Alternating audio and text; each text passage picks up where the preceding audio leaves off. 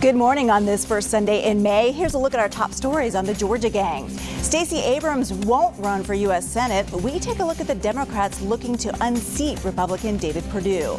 Could we have one of the first party switches from Republican to Democrat? A high-profile elected official is considering it.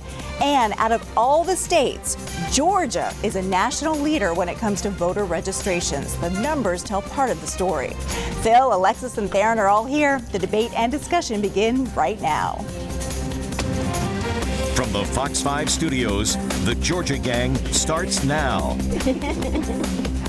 Hello, everyone. We now know officially Stacey Abrams won't challenge David Perdue in 2020, but no decision on whether she'll run for president.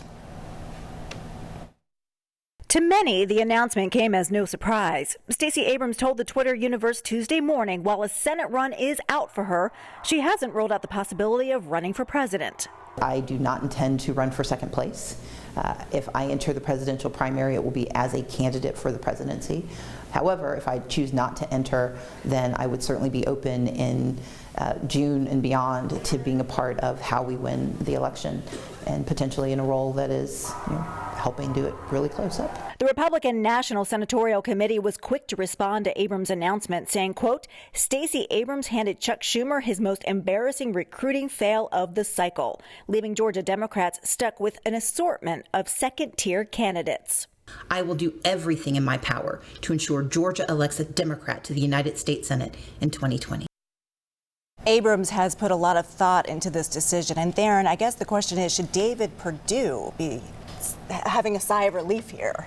Well, I think Senator Perdue and his campaign team went, whew, okay, now we're not going to have to gear up as soon as they probably thought they were going to have to gear up. But what I'm hearing from a lot of the Republicans who know the campaign, people who are working for Senator Perdue, they were always sort of preparing for a possible Abrams race. So now if you're Teresa Thomason, or if you're Sarah Riggs of Miko, or if you're John Ossoff and some others, you're saying, all right, well, now we're going to ready to kick our campaign into another gear, because they were sort of waiting to see what Stacey Abrams was going to do. But this week, I really felt like compelled to pen an article, and I was quoted in an AJC article that Jim Galloway did about how I think the Georgia party and the National Party are having this robust conversation about moving back towards the middle to win general elections. Not taking anything away from what Stacey Abrams was able to do. She did a phenomenal job in building the Georgia base here in the primary, and did a wonderful job in the general as well. But I do think that I would send a message to these people who are thinking about running for U.S. Senate. Make sure that you don't get caught up in running a very liberal, progressive campaign during the primary that prohibits you from moving to the middle during the general. But Phil, Republicans are going to paint these Democrats as socialists. Well, many of them are, and it's kind of funny to hear Theron's analysis that you actually have to hide your true beliefs. No, not hide it for the general election. No, that's not what I said. I'm saying I think Georgia Democrats, look. You want them to go more to the center. No, we get it. Yeah, you got to go more to the center. I think America is more moderate than we think, and I think Georgia is moderate. It's no longer a true red state. This is what I want to touch on. The fact that Stacey Abrams had been whining about losing the election to Brian Kemp last year. You even pointed out, Alexis, that University of Georgia poll a few weeks ago where her numbers were down. I've talked to Democrat strategists. What Theron doesn't tell you is her numbers have been down, and I don't think she could suffer, and I understand that she couldn't suffer a loss to Senator Perdue, and that would probably really damage her future political aspirations. So I think she wants to go after Governor Kemp again. I think she would love to see a rematch there, and so she has to stay relevant until 2022. But I think it's interesting, and we can talk about the strategy you're talking about more, that the Democrats are very nervous about some of these radicals that are talking about socialism, and they're attacking private enterprise, and they're going to have to, I agree, they're going to have to think about their messaging, because there's two Democrat parties, and which party will it be? What'll show up for Senator Perdue or Trump? I think Stacey Abrams is not a radical. She's not a lefty.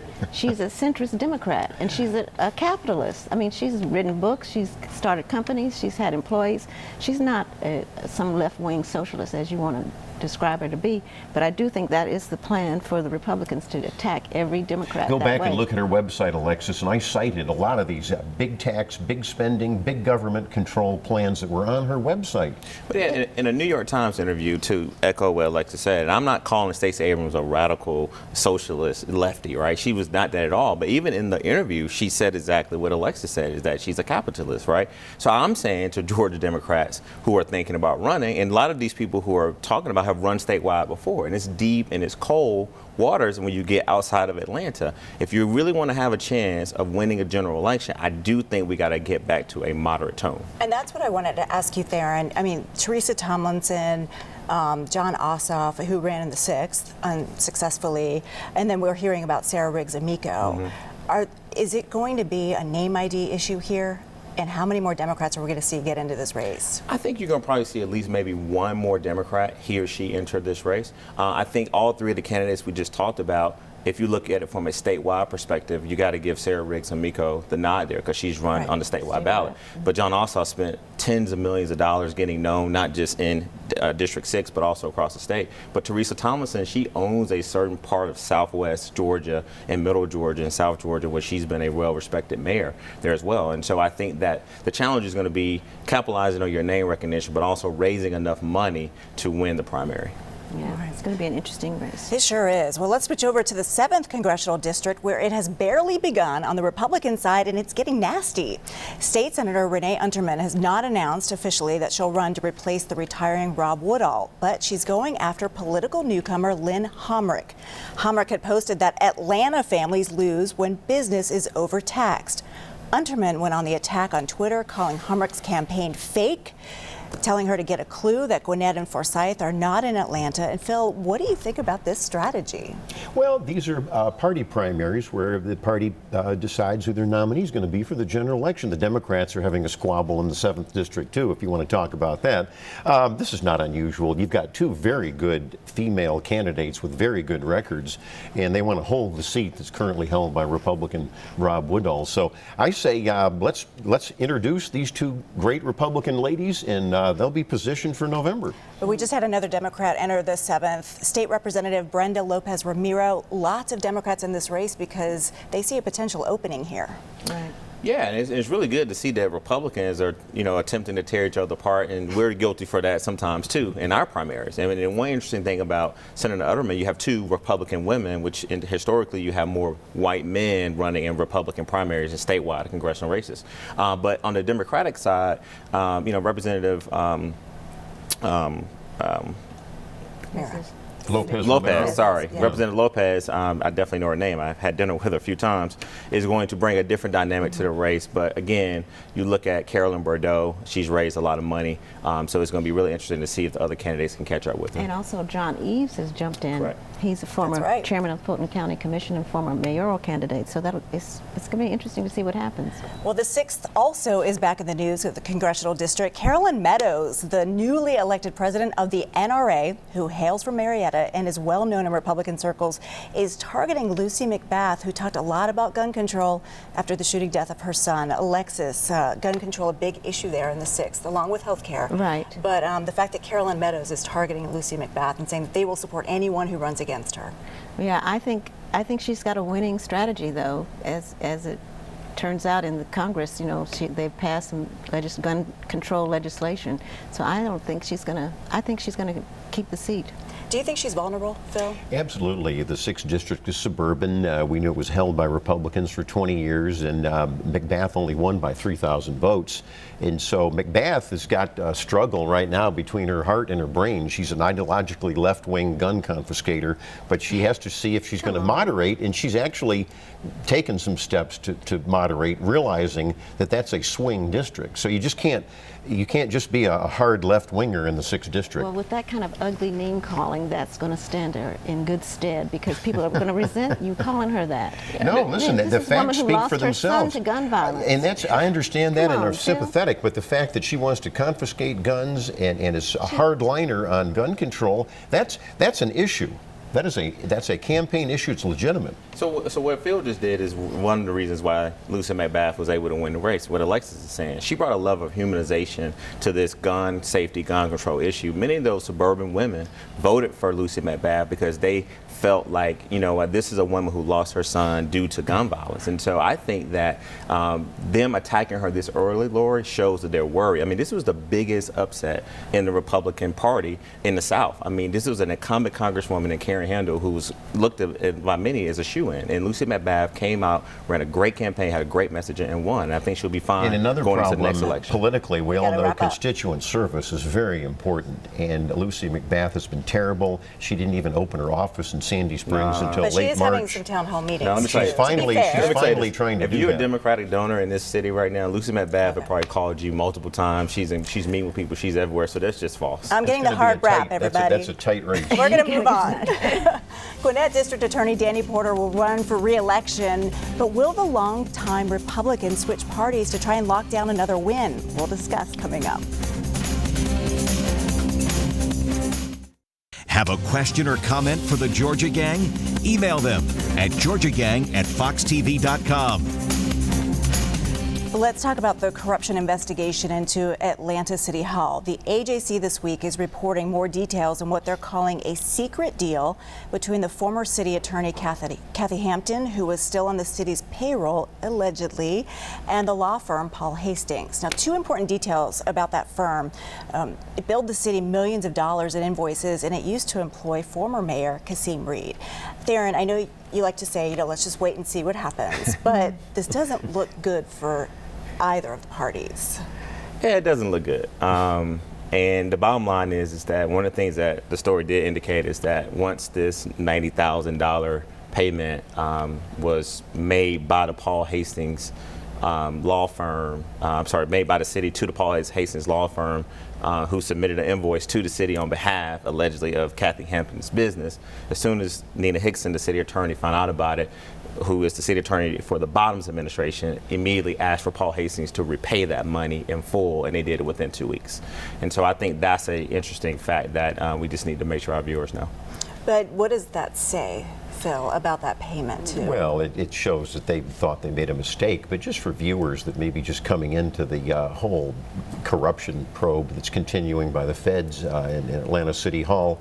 Again, U.S. Attorney B.J. Pack says we're peeling away all of these things like an onion, and so it's a seedy secret deal that you pointed out for the $90,000. Kathy Hampton was just doling out millions to her crony lawyer friends under Kasim Reed.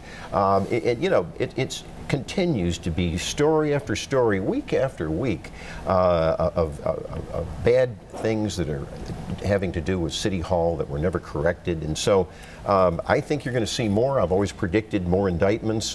This is potential fraud that we're talking about. All right, we're going to move on to Gwinnett. The Gwinnett District Attorney, Danny Porter, first elected in 1992. Well, he says he'll run one more time and he'll do what it takes to win, possibly switching parties. Alexis, I want to ask you a good strategy, because usually we see these defectors after the fact, after the election. Right. Well, he saw the election of 2018 and he saw what happened there. So it's kind of interesting that he would do that. I mean, it is. I think it feels unethical to just switch because he can win, do whatever it takes to win. But if that's what he thinks he needs to do, I'm sure he's going to do it. And Theron, you know, he has an opponent. I imagine the opponent will go strong on him if he does this. Yeah, and and D.A. Porter is somebody who, if you really look at how he's sort of been trending, I mean, a lot of people in the legal community says that he's one of the best district attorneys to work with. There's been some cases in Gwinnett County where he's shocked a lot of his Republican sort of Gwinnett chamber people of being sort of a person who's sympathetic to the process. I mean, he supported a transit expansion bill that was unsuccessful, and so he's been a district attorney that, as Alexis points out, that he's in a diverse county that we know during a general election is trending Democrat, is a Democratic county, is trending more and more Democrat. And so I think his people are weighing that if he made that switch, how it would affect this election. Phil, when was the last time we heard about a Republican switching to a Democrat in Georgia? Well, I have to laugh because I know a lot of sheriffs and DAs, and as you do too, and some of them are actually Democrats in Republican clothing and vice versa. And I've always said, I used to write editorials in the Augusta Chronicle in the 1980s. You've heard me say this on this show. I don't believe these ought to be partisan positions, DAs or sheriffs. I think think you ought to just do the duty and uphold the law. If you're going to prosecute, prosecute. And so I'm not that concerned about Danny Porter. I think he'll do a good job, whatever party label he's on. Now, I think what you have to watch is maybe legislators. If it starts spilling over into that's where you have partisanship, and you should have partisanship in a state legislature or elsewhere where there's partisan issues. So I'm not that concerned. At best, wishes to Danny Porter, whatever he decides. That's true. This week, Governor Brian Kemp focused on education. He signed a Dyslexia Bill, which will require all public schools to screen kindergartners for the learning disorder. It's a huge step for parents and students, and right now in some schools, students must wait months to be tested, and in many cases, parents really have to fight for their kids to be put in special education classes. And I think there was a lot of support for this bill. It kind of sailed through the legislature, and it was a good signing ceremony, Theron. Yeah, the governor's been able to sign a series of common sense bills that basically had bipartisan consensus during the legislative session. And he has signed these bills in a methodical way, kind of stretching them out so he can get the maximum participation, but also, for the parent, maximum publicity. And the maximum publicity, exactly. And so, again, he's bringing this level of humanization with the families and students and people who have family members who are dyslexic. And so I think this has been a good opportunity for the governor to really let education be sort of a big, win in his column. And Alexis, this really appeals to women, Absolutely, moms. absolutely, because moms are the ones who know their children best, and I don't mean to just cast aspersions on fathers, but mothers really pay attention to their children in that way. They can see or hear whatever it is. Why do you hurt fathers? In my house, it's that way. I pay a lot of attention to the homework. I'm now learning dividing But fractions. actually, I think we all agree on this. It was, I'll repeat your phrase, it was good common sense legislation. Yeah. Great, good. All right. Well, a record 7 million Georgians are now registered to vote. You may be surprised to learn why that number is so high. That's next. Join the discussion on the Georgia Gang Facebook page and watch past episodes on the Georgia Gang YouTube channel. As you all know, there has been a lot of talk about voter suppression here in Georgia. So this was surprising to see. The numbers of registered voters has reached a record 7 million, mostly due to a change when you get your driver's license. Everyone is registered to vote unless you opt out, and that's the difference. Theron, when you look at the number of people registered, the number of people who voted, what about this case of voter suppression? Oh God, if we won't ever stop talking about voter suppression, I think that It's real. Yeah, it is, and I'm going to say that I do believe that, and so I think you got to separate the two. By who? Because don't cut me off, Phil. Then Secretary Kemp, now Governor Kemp, deserves a lot of credit for implementing this automatic registration. I mean, it's something that people should have the opportunity to. I mean, the more people who have the fair and proper opportunity to vote, best for all parties. I think, Lord, to your question about suppression, is continuing to give the Secretary of State a chance to fix some of the voter irregularities and some of the problems we had. And then we do know there's been some intimidation by both parties to encourage people not to go out and vote. And so I think you have to separate the two. But having additional people on the rolls, you also get to get the former Secretary of State a lot of credit, but also a lot of the different organizations like Stacey Abrams' organizations, NAACP, other organizations that spend a lot of time registering voters in the state of Georgia. Phil, I want to get to you in a second, but Alexis, he said something very interesting. I don't think, though, that Stacey Abrams is going to give Brian Kemp any credit when it comes to these registrations. Well, I think it's a matter of practice and policy that she is really focusing on, how he's not coordinated any real training or effort to make the local counties do what they need to do to make sure every vote is counted. The other thing is, with this voter registration, automatic registration for the Department of Motor Vehicles, you have to own a car. You have to be a driver. So if you don't drive, if you depend on public transportation, where is your automatic registration? And I think that's what they need to do. Every time somebody turns 18 in high school, they should be registered to vote. Phil, what about these numbers? What's your opinion? Well, I think it just completely dynamites the liberal mythology that there's voter suppression here. You look at the numbers, you look at it, and even the AJC said 94% increase in the vote since Governor Deal, a Republican, and Brian Kemp. I'm glad you gave Brian Kemp credit when he was Secretary of State. Republicans did this. Stacey Abrams had nothing to do with this, and it's the right thing to do. And so, and I would remind the viewers that all of this nonsense about attacking the Secretary of State, Brad Raffensperger. He is doing training sessions, to your point, and also all 159 counties have to step it up. Yeah, there are problems. We all agree on that in various counties, but let's put this in perspective. It's not, don't just blame the Secretary of State for everything that goes on. But the Secretary of State has responsibility for that voter is true. Suppression, voter that is registration. True, and they are doing training purging, sessions. I don't know why you say they aren't doing training sessions. Well, they're not doing a comprehensive uniform. They're working with all And 159 also with the new voting counties. machines, they need to figure out how to make those be comprehensive and have enough voting machines in the right precinct at the right time. Talk to your liberal judges that took away our voting machines in Fulton County and elsewhere. Well, All right, this is a tradition. We do always talk about voter suppression there, Yeah. you're right. I want to move on because could Dems and Republicans in Washington be getting close to a deal on Hurricane Michael relief for our farmers in South Georgia? Phil, you've got some news on this. Yes, I did speak with Senator Perdue's office just Friday morning, and there's a bright spot. Of course, for several months, the Democrats and Republicans have been tangling over this relief aid, not just for South Georgia, which as we know has been devastated, but also the Midwest and Puerto Rico. Senator Patrick Leahy, the leading Democrat, is now looking at what Senator Perdue has proposed in the last few days, and it looks like a fair deal.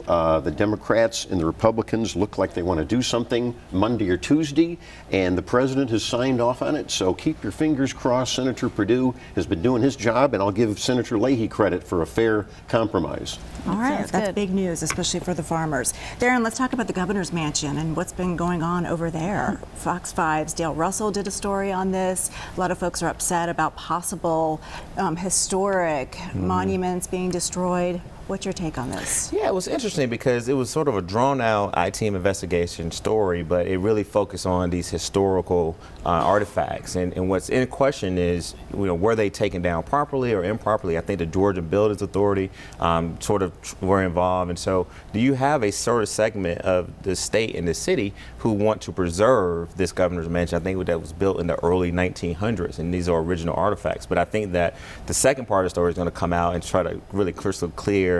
Give a crystal clear message about what it's going to do, whether they taken away for to be repaired or to be enhanced. We just don't know. Phil, it appeared, at least from the article that I read in the AJC, that some of these things were just dangerous, especially like around the tennis courts. There were pillars, and so those were taken down because the Kemp's daughters will be using those tennis courts. I read the same thing you did. I think it was mainly they wanted to redo the landscaping around a fountain, and so they had to remove these statues that were historical, but who would have known that the statues would later be by some mishap broken in a storage area? That's not a problem for the governor or the first lady, which I don't think was clear in these stories. And on the other hand, the pillars crumbled when the workers moved them. I don't know who can be blamed for that.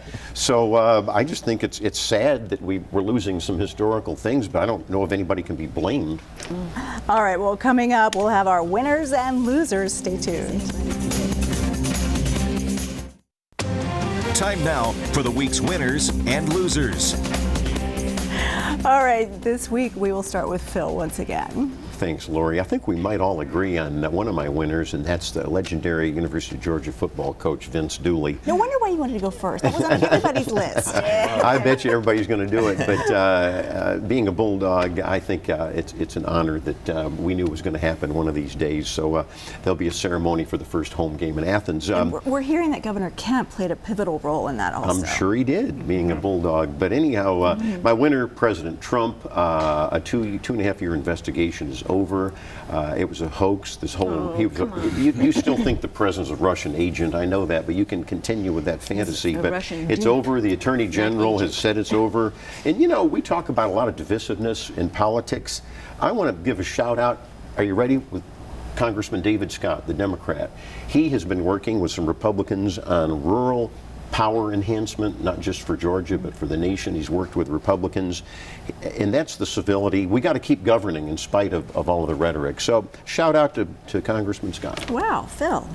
Interesting. Alexis. Well, I will make the Republicans, particularly President Trump, a loser then. I have to answer Phil, because they are stonewalling and not obeying the call to come testify before the House, as they should do. They did the Senate, but they refused to do the House. It's so partisan, it's just terrible. I agree with you on that.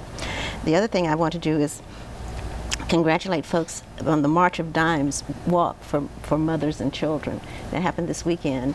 And it's nostalgic for me because I used to go with my mother when I was a little girl, and she did the walk for March of Dimes. The other thing, they've added a new program called Women of Distinction to recognize women who have done great community service, and the nominations are open until the end of May, so people should participate in that. That's good to know. And Theron.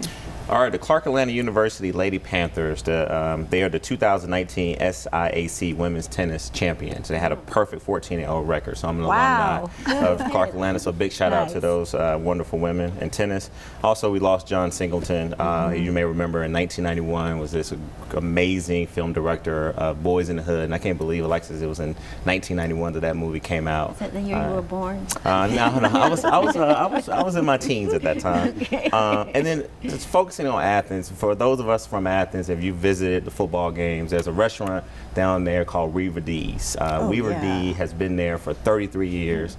He has a term and phrase that we all love. It's automatic, when you walk into his restaurant. And Michael Thurman told me that he started off selling peanuts in the back of his car. So I want to give him a big shout out for 33 years, and that's my last winner.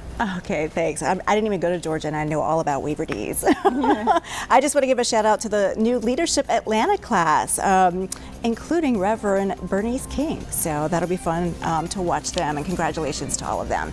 And that's it for this week. We'll see you next week. The opinions expressed in this broadcast are those of the panelists appearing in this program.